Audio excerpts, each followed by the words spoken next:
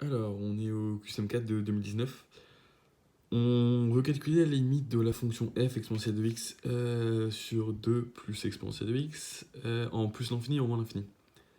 On peut déjà commencer par changer, enfin par modifier la fonction f. On va mettre exponentielle de x en facteur commun. Donc au numérateur 1 fois exponentielle de x, ça donne toujours exponentielle de x. Hein. Et au dénominateur, on va mettre aussi exponentielle de x en facteur commun. Et du coup, on se trouve avec 2 sur exponentielle de x plus 1. Donc les exponentielles de x vont pouvoir se simplifier. On se trouve donc juste avec 1 sur 2 exponentielles de x plus 1. Donc pour faire la limite en plus infini, on va d'abord calculer la limite de 2 exponentielles de x, enfin sur exponentielle de x parce que ça va être la seule partie de la fonction où on aura un x. Hein. Dans le 1, il n'y a pas de x, et dans le 1 ici, il n'y a pas de x. Donc 2 sur exponentielle de x avec une limite en plus l'infini, on remplace les x par plus l'infini. Ça nous donne 2 sur exponentielle de plus l'infini.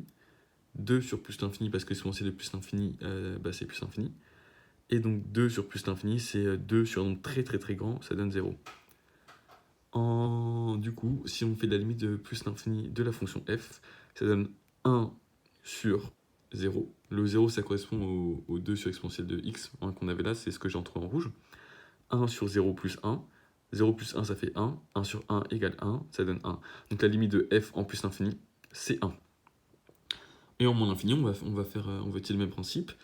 Donc on remplace les x par moins l'infini. Limite de 2 sur exponentielle de moins l'infini. Exponentielle de moins l'infini, la limite, ça donne 0. Donc 2 sur 0, et 2 sur 0, ça donne plus l'infini.